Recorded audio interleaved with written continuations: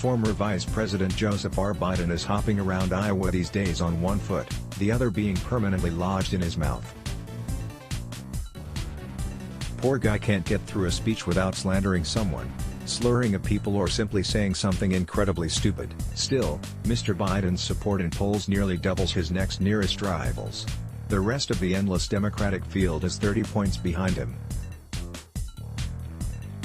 You know your party is in trouble when Joe Biden is the best it's got, and it's not that Democratic voters around the country are trembling in excitement over Mr. Biden.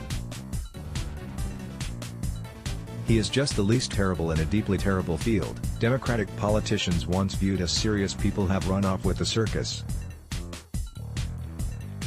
They now embrace open borders, want to give free health care to illegal aliens, and defend post-birth abortion, better known in other circles as murder. These are political positions that are not just repellent to normal mainstream American voters. Most mainstream Democratic voters don't even buy into this ridiculousness.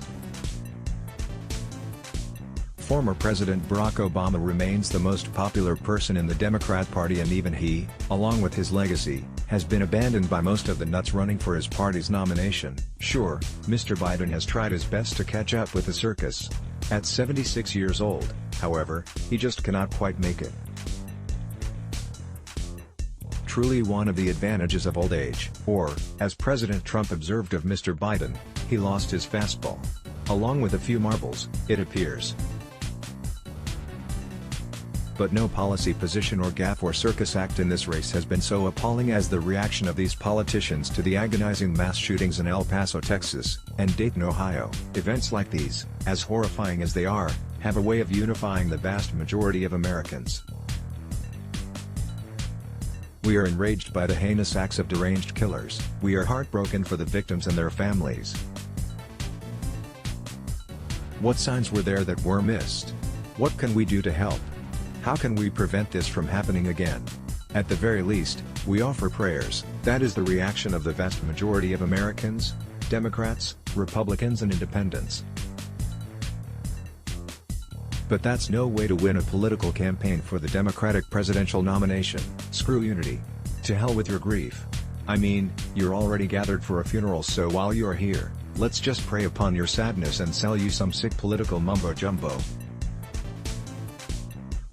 Anything to get ahead. It was a sad sight.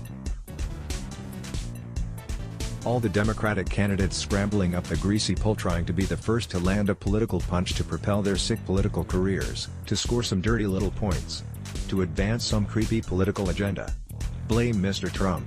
Call him a racist, white supremacist.